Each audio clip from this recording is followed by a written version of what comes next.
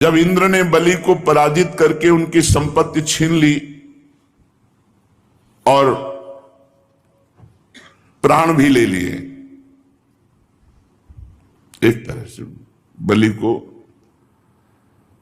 तो भृगुनंदन शुक्राचार्य जी ने बलि के शरीर को एकांत में ले जाकर मृत संजीवनी विद्या से जीवित और स्वस्थ और तेजस्वी कर दिया। इस पर शुक्राचार्य जी के शिष्य महात्मा बलि ने अपना सर्वस्व उनके चरणों में चढ़ा दिया। तन मन से गुरु जी की सेवा, गुरु के आश्रित परीक्षित जो अपने गुरु के आश्रित और गुरु की सेवा परायण है, वो पूरे विश्व पर विजय प्राप्त कर सकता है। बड़ी महिमा है गुरु सेवा की। देखो, गुरु सेवा के प्रताप से ही संदीपिनी जी जगत गुरु भगवान श्री कृष्ण के गुरु बने, अपने गुरुदेव की सेवा के प्रताप से। बलि जी समझ गए कि हमारे गुरुदेव का कृपा प्रसाद, देवराज इंद्र का पद अवश्य वापस आ जाएगा। शुक्राचार्य जी बहुत प्रसन्न हुए देख करके पूर्ण समर्पण बलि का। गुरु क्या देखते हैं? पूर्ण समर्पण। मन, बुद्धि, चित्त, अहंकार, ये आज्ञा पे चले गुरु के, बस इतना ही गुरुदेव चाहते हैं। ये रुपया, पैसा, भोग सामग्री, वस्तुएं, इसका महत्व अगर गुरुजनों की चित्त में है तो उन्होंने अभी तक प्राप्त क्या किया? इससे थोड़ी खुश होते हैं कि नहीं, आप आज्ञा उल्लंघन करो, खूब हलवा पूड़ी खवाओ तो प्रसन्न थोड़ी होंगे। आज्ञा का पालन कर रहे हो, इसी से खुश हो जाते हैं। बलि का महाभिषेक विधि से अभिषेक कराकर विश्वजित नामक यज्ञ करवाया शुक्राचार्य जी ने। जब यज्ञ की विधि से हविष्यों के द्वारा अग्नि देवता की पूजा की गई तो यज्ञ कुंड में सोने की चद्दर से मढ़ा हुआ एक सुंदर रथ निकला। जब शुक्राचार्य जी ने यज्ञ करवाई तो बलि जी के सुरक्षा के लिए एक दिव्य रथ प्रकट हुआ और कवच और हरे रंग के घोड़े, सिंह के चिन्ह से युक्त रथ पर लगाने की ध्वजा। प्रहलाद जी ने देखा कि गुरु शुक्राचार्य जी बहुत प्रसन्न हैं और बलि के लिए यज्ञ से दिव्य घोड़ा और कवच, तो उन्होंने एक माला प्रदान की। अब प्रहलाद जी जैसे कृपा करें तो भला विजय क्यों नहीं हो जाएगी? गुरु शुक्राचार्य कृपालु, मंत्र बल से देवता अग्नि, उन्हीं से रथ प्रकट हुआ। प्रहलाद जी ने एक ऐसी माला दी जो कभी कुम्हलाए ना,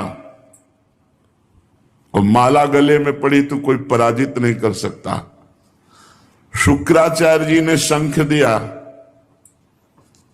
पूरा स्वस्ति वाचन कराए। बलि जी ने प्रहलाद जी के चरणों में प्रणाम किया और भृगुवंशी गुरुदेव को दाहिने करके रथ पर सवार हुए, कवच धारण किया। अपने ऐश्वर्य बल से दैत्य सेनापतियों को साथ लिया, देवराज इंद्र पर चढ़ाई कर दी।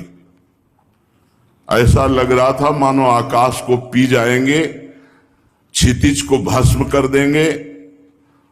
बहुत बड़ी सेना अंतरिक्ष को कपाते हुए अमरावती पर चढ़ाई कर दी देवराज इंद्र के महल पर।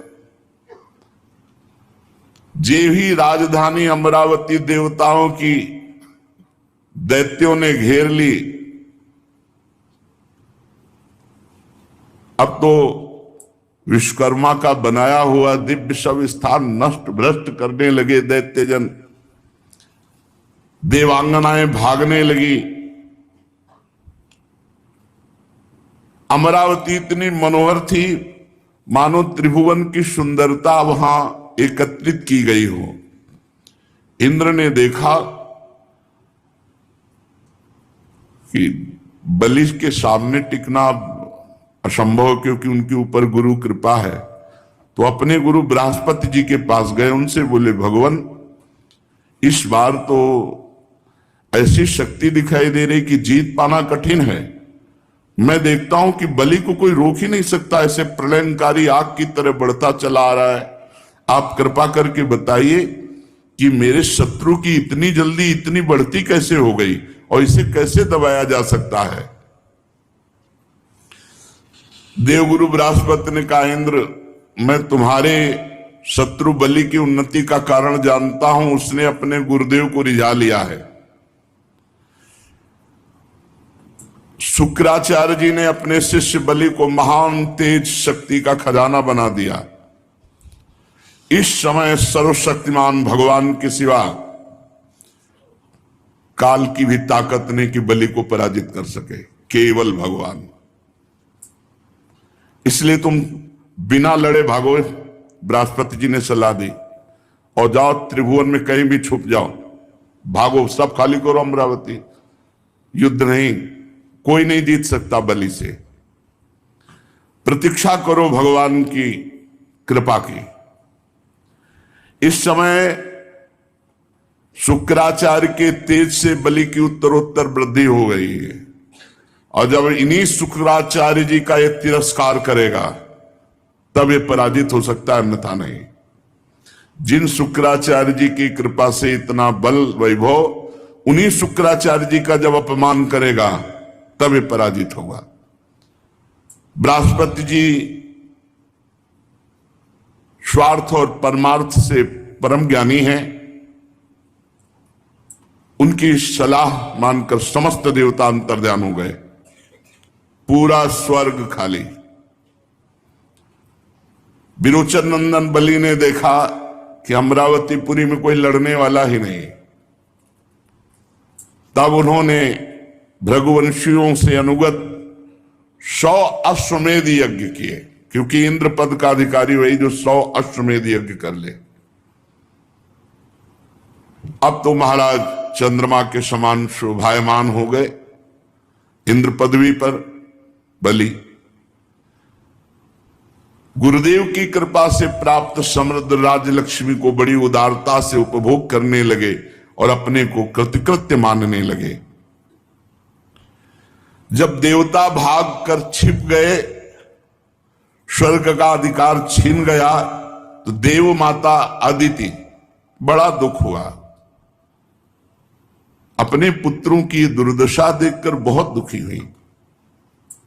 परम प्रभावशाली अपने पति कश्यप मुनि की जब समाधि टूटी तो उनके चरणों में प्रणाम किया, तो उन्होंने कहा सब शांति है, सब सुख है। अदिति जी ने विधि पूर्वक पूजन किया और कहा प्रभु काल विपरीत है, कोई भी हमारा पुत्र सुख पूर्वक नहीं है, सब भागे घूम रहे त्रिभुवन में छुपे हुए। इस समय अमरावती पर बलि का अधिकार है, हमारा कुटुंब पूरा उजड़ गया, हमारे प्रियजन सब उद्विग्न हैं। भगवान बस आपके सामने दासी यही कुशलता वर्णन कर रही है। मैंने आज तक कभी किसी का तिरस्कार नहीं किया, इसीलिए मैं देव माता कही जाती हूं। और आप जैसा महान तपस्वी मेरा पति हो और फिर मेरे पुत्रों को ऐसा दुख हो, प्रभु कोई उपाय कीजिए जिससे मेरे पुत्रों को पुनः स्वर्ग प्राप्त हो। इस प्रकार अदिति जी ने जब कश्यप जी से प्रार्थना की तो विस्मित होकर बोले बड़े आश्चर्य की बात है, भगवान की कैसी प्रबल माया है। जब बात करो तो पंचभूतों से बने हुए इन्हीं शरीर की, पुत्र की, घर की, भगवान की किसी को परवाह नहीं। अरे प्रकृति से परे आत्म तत्व की कोई चर्चा नहीं करता। अरे समझो ना, यहां कोई किसी का पति है, ना पुत्र है, ना तो संबंधी है, ये मोह ही नाच नचा रहा है। प्रिय, तुम संपूर्ण प्राणियों के हृदय में विराजमान अपने भक्तों के दुख मिटाने वाले भगवान श्री कृष्णचंद्र वासुदेव की आराधना करो, जो चाहोगे वो प्राप्त हो जाएगा। भगवान श्री कृष्ण की आराधना कभी व्यर्थ नहीं होती, इसके सिवा कोई उपाय नहीं है। अदिति ने पूछा, उपासना का स्वरूप क्या होगा? मेरे मनोरथ की पूर्णता होनी चाहिए, आप उपदेश कीजिए, मैं वो नियम धारण करूंगी। मैं बहुत दुखी हूं, मुझे ज्ञान नहीं, मेरे पुत्र स्वर्ग पर विराजमान हो, मैं देखना चाहती हूं, मुझे आराधना बताइए, क्या आराधना करनी? मैं देव माता हूं। कश्यप जी ने कहा, देवी,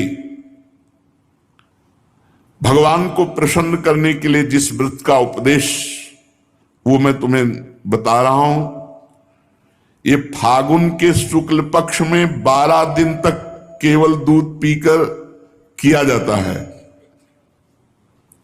और जो कामना करे उस कामना की पूर्ति हो जाएगी। 12 दिन तक इसे पयो व्रत कहते हैं। इन व्रतों में बड़ी सामर्थ है। अमावस्या के दिन शूकर की खोदी हुई मिट्टी उसको लावे और अपने शरीर को मलकर नदी में स्नान करे। उस समय ये मंत्र पढ़ना चाहिए, त्वं देव्यादि वराहेण रसाया स्थानमिच्छता उद्धृता से नमस्तुभ्यम पापमानम में प्रणाशय। संस्कृत ना आवे तो हिंदी से, हे देवी, प्राणियों की स्थान देने की इच्छा से वाला भगवान ने रसातल से तुम्हारा उद्धार किया था। हे पृथ्वी देवी, तुम्हें नमस्कार है, तुम मेरे पापों को नष्ट कर दो। ऐसा कहते हुए और सुअर की खोदी हुई मिट्टी से पूरे शरीर को मलकर फिर नदी में स्नान करे। इसके बाद अपने नित्य नैमित्तिक नियमों को पूरा करके एकाग्रचित्त से मूर्ति, वेदी, सूर्य, जल, अग्नि और गुरुदेव रूप से भगवान की पूजा करे। फिर प्रार्थना करे, प्रभु आप सर्वशक्तिमान हैं, अंतर्यामी और सबके आराधनीय हैं। समस्त प्राणी आप में और आप समस्त प्राणियों में निवास करते हैं, इसी से आपको वासुदेव कहते हैं। आप समस्त चराचर जगत और उसके कारण के भी साक्षी हैं। हे भगवान वासुदेव, मैं आपको नमस्कार करती हूं। भगवान को नमस्कार करके भगवान की स्तुति करे कि आप सबके प्राण हैं, आप इस जगत के स्वरूप हैं, आप योग हैं, योग के कारण हैं, आदिदेव हैं, पीताम्बरधारी केशव। मैं आपकी स्तुति करती हूं, आपके चरण रज की उपासना करती हूं, आपकी कृपा लालसा प्राप्त करने के लिए। फिर गंधमाला आदि से भगवान का पूजन करे और दूध से भगवान की मूर्ति का स्नान करावे। इसके बाद वस्त्र, यज्ञोपवीत, आभूषण, जो व्यवस्था है, द्वादशाक्षर मंत्र से भगवान का पूजन करे और दूध में पकाए हुए घी और गुड़ और साली के चावल से द्वादशाक्षर मंत्र से हवन करे। कुछ नैवेद्य भोग लगावे, सबको बांट दे, जरा सा स्वयं पाले, भगवान को आचमन करावे। फिर तांबूल पान का बीड़ा और 108 बार द्वादशाक्षर मंत्र का जप करे। फिर 4 प्रदक्षिणा दे और भूमि पर लौटकर साष्टांग दंडवत प्रणाम करे। निर्माल्य को सिर पर लगावे और वो जो खीर बनावे तो रोज कम से कम 2 ब्राह्मणों को पवावे, उनको दक्षिणा दे, सत्कार करे।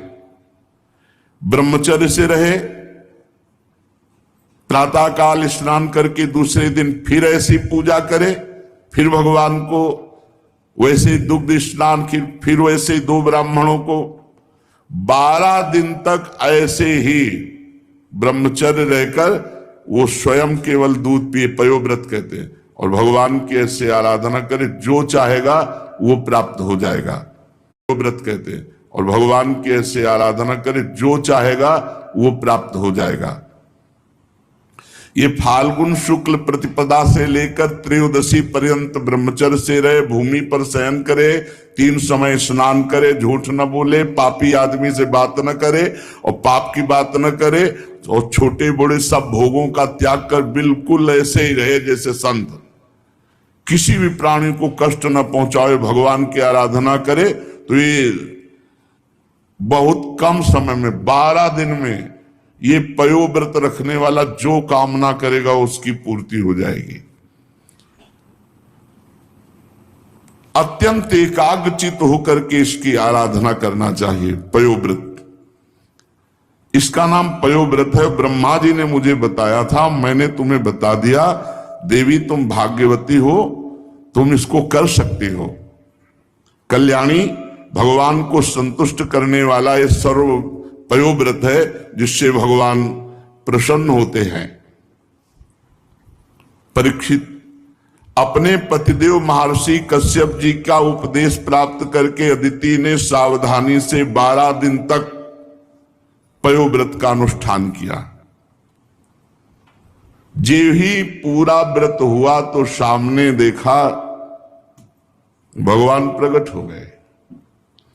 अच्छा, भगवान जब प्रकट हुए तो चाहे देवकी वसुदेव जी के सामने या यहां इस समय अवतार ले रहे हैं, तो पहले चतुर्भुज रूप में प्रकट होते हैं और फिर भगवान जो अवतार लेना चाहते हैं वो रूप धारण करते हैं।